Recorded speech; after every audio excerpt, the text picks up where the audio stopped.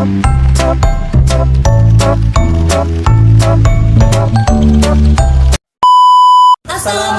warahmatullahi wabarakatuh. Salam sejahtera. Om Swastiastu. Nama budaya. Salam kebajikan. Halo teman-teman. Kali ini kita akan belajar tentang konsep anatomi fisiologi. Sebelumnya, perkenalkan nama saya Imratun Nafia dengan NIM 252310101117 dan teman saya yaitu Nazri Harasta dengan NIM 252310101118. Langsung aja kita mulai.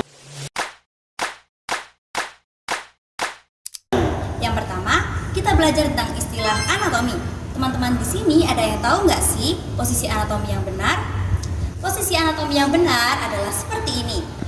Badan tegak, kepala menghadap ke depan, dan kedua tangan di samping dengan ibu jari di luar.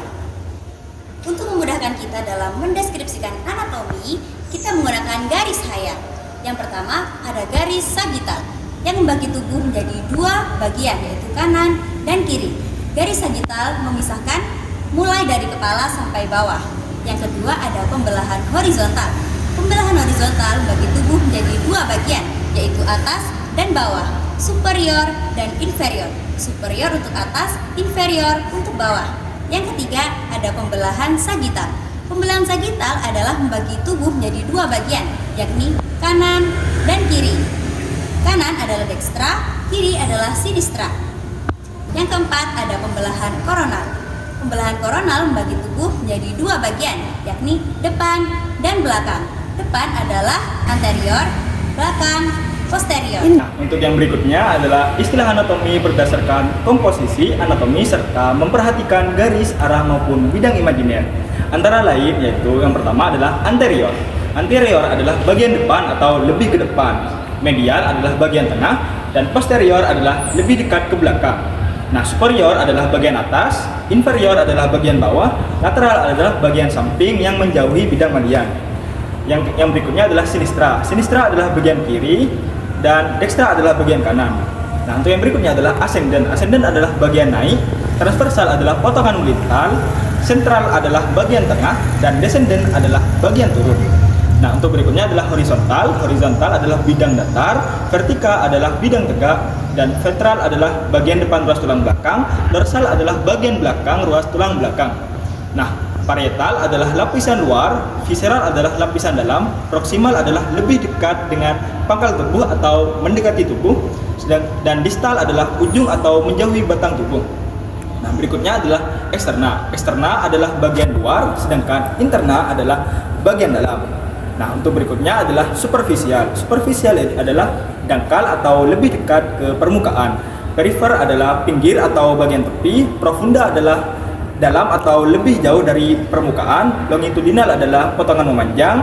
Kranial adalah bagian kepala, sedangkan kaudal adalah bagian ekor. Palmar adalah anggota gerak atas, sedangkan plantar adalah anggota gerak bawah. Ulnar adalah tulang asta, radial adalah tulang pengupil, tibial adalah tulang kering, dan fibula adalah tulang betis. Sekarang kita akan belajar tentang posisi anatomi. Yang pertama ada posisi anatomi, yaitu posisi berdiri. Ini posisi anatomi. Posisi anatomi adalah posisi berdiri tegak, kepala menghadap ke depan, lalu kedua tangan berada di samping, dan ibu jari menghadap keluar. Yang kedua ada posisi supin atau terlentang. Ini posisi supin. Posisi supin adalah posisi terlentang dengan kepala menghadap ke atas, badan menghadap ke atas, dan tangan juga menghadap ke atas. Posisi supin ini sama dengan posisi anatomi, namun dengan versi yang tiduran atau terlentang. Yang ketiga ada posisi prone, yakni posisi telungkup. Posisi telungkup adalah posisi dengan punggung menghadap ke atas dan wajah menghadap ke bawah. Yang keempat ada posisi litotomi. Posisi litotomi adalah posisi dengan badan terlepas, lalu paha menghadap vertikal, dan betis menghadap horizontal. Seperti ini.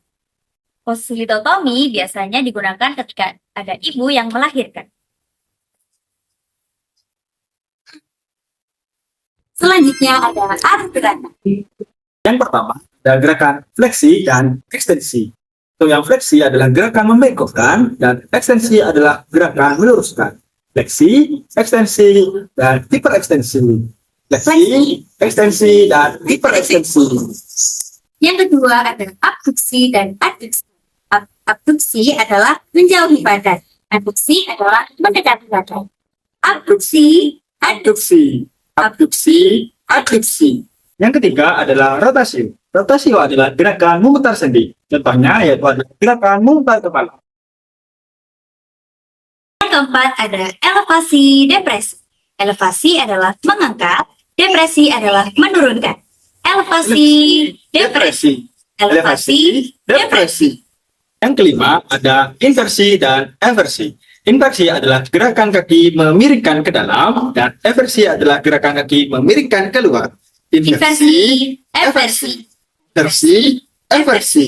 Yang keenam ada supinasi dan pronasi. Supinasi adalah menengadahkan tangan. Pronasi adalah menelungkupkan tangan. Supinasi, pronasi. Supinasi, pronasi. Itu yang ketujuh adalah endorotasi dan eksorotasi. Endorotasi adalah gerakan memutar ke dalam dan eksorotasi adalah gerakan memutar keluar. Endorotasi, eksorotasi. Untuk yang selanjutnya adalah istilah anatomi atau nomenklatur anatomi yang lain. Yang pertama, ada istilah anatomi yang menyatakan bagian tubuh yang menonjol. Yang pertama ada prosesus, yaitu nama umum untuk tonjolan. Yang kedua ada spina, yaitu tonjolan yang tajam seperti duri. Selanjutnya ada tuber, yaitu benjolan yang bulat. Selanjutnya ada tuberkulu, yaitu benjolan bulat yang kecil.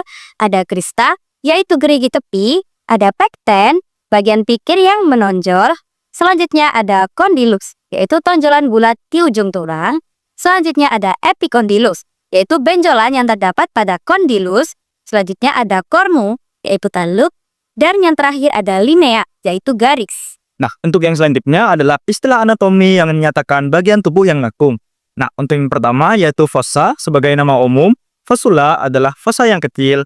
Fovea adalah fossa yang dangkal atau lesung. Foveola adalah fovea yang kecil. Sulcus adalah alur dan incisura adalah kaki. Untuk yang ketiga yaitu adalah istilah anatomi yang menyatakan bubang, saluran, dan ruangan. Nah, untuk yang pertama yaitu adalah foramen, yaitu lubang. Fissura adalah kelah. Apertura adalah pintu. Kanalis adalah saluran. Ductus adalah hembulu. Meatus adalah liang. Cavum adalah rongga. Dan selula adalah ruang kecil. Selanjutnya ada rongga-rongga dalam tubuh manusia. Seperti yang kita ketahui bersama, bahwa struktur tubuh juga terdiri dari rongga-rongga atau cavum. Cavum terdiri dari kepala dan badan. Yang pertama ada rongga yang terdapat dalam kepala. Yang pertama ada rongga tengkorak, yaitu cavum cranialis. Cavum cranialis isinya adalah otak besar atau cerebrum, yang ada otak kecil atau cerebellum, dan ada batang otak atau brainstem. Yang kedua ada rongga mata atau cavum orbita, isinya yaitu bola mata atau orbita. Yang ketiga ada rongga hidung atau cavum nasi, isinya yaitu tempat lewatnya udara pernapasan. Yang keempat ada rongga mulut, yaitu cavum oris, isinya lidah dan gigi. Yang kelima ada rongga telinga tengah, yaitu cavum tympani, isinya berupa tulang-tulang pendengaran, malleus, incus, dan stapes. Nah, untuk yang kedua adalah rongga yang terdapat pada badan. Nah, untuk yang pertama adalah rongga dada atau cavum thorax, isinya meliputi paru-paru atau pulmo, jantung atau kardio, pembuluh darah aorta, pembuluh darah vena cava, arteri, dan vena pulmonalis. Yang selanjutnya ada trakea, bronkus, dan esofagus. Nah, untuk yang kedua yaitu adalah rongga perut atau cavum abdomen. Isinya meliputi lambung atau gaster, usus halus yang terdiri dari intestinum, duodenum, dan jejunum. Usus besar atau kolon, kelenjar pankreas, limpa, hati atau hepar, dan ginjal renal. Nah, untuk yang ketiga yaitu rongga panggul atau cavum pelvis.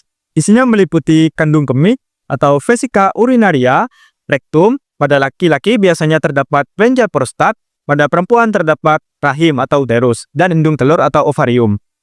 Sekian penjelasan kami tentang konsep anatomi fisiologi. Saya Navia. Dan saya Nazri. Sekian dan terima kasih.